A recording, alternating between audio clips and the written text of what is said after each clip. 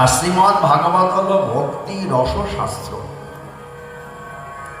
আর এই ভাগবতকে প্রচার কে করেছেন? ভাগবতকে প্রচার করেছেন আমাদের কলিযুগ পাবনাবতার শ্রীকৃষ্ণ চৈতন্য মহাপ্রভু।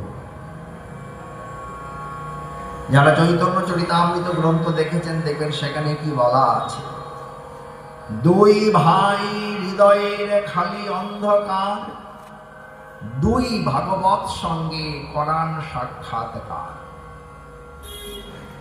গোলক থেকে ভোলকে এলেন দুই ভাই। দুই ভাইকে এই ভাগবত পাঠের আগে পঞ্চতত্ত্ব কীর্তন হলো না এখানে? সেই পঞ্চতত্ত্ব কীর্তনে আমাদের দাদারা গাইলেন তো যে যশোদা নন্দন যেই শচীসুত হলো সেই বলরাম হইল নিতাই।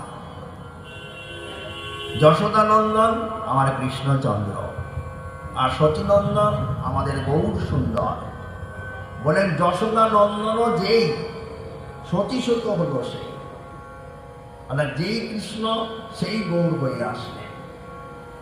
বলরাম হইল নিতাই, যিনি বলরাম আগের লীলায় ছিলেন তিনি কলিযুগের লীলায় হলেন আমাদের নিত্যানন্দ নিতাই চাঁদ।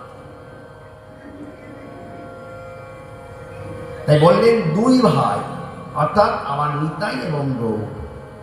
তারা কি করেছেন বলেন, তারা এই কলিযুগে আবির্ভূত হয়ে প্রথমে কি করেছেন জানেন তো? কলির জীবের হৃদয়ের মধ্যে যত রকমের অন্ধকার ছিল, আমাদের হৃদয়ের মধ্যে যত রকমের অন্ধকার ছিল,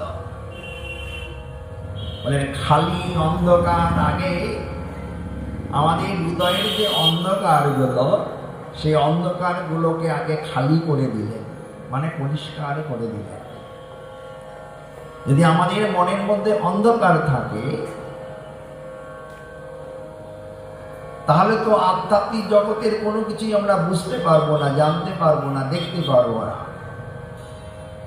তাই আমরা যে ঘুম থেকে উঠে প্রতিদিন যে প্রথমেই বিছানার মধ্যে বসেই বলি, যদিও এখনকার দিনে কেউ বলেন না আপনারা, আমরা ছোটবেলা থেকেই শিখে এসেছি বিছানার মধ্যে ঘুম ভাঙার সঙ্গে সঙ্গে ওই বাসি বিছানার মধ্যে বসেই আমরা হাত জোড় করে কি বলতাম, কৃষ্ণচন্দ্র কর কৃপা করুণার সাগর। হ্যাঁ কি না? এখানে প্রাচীন বাবারা আছেন। তখন আমাদের হয়তো পুঁথিগত বিদ্যার সঙ্গে সম্পর্ক হয়নি, তখন আমাদের অক্ষর জ্ঞান হয়েছিল না।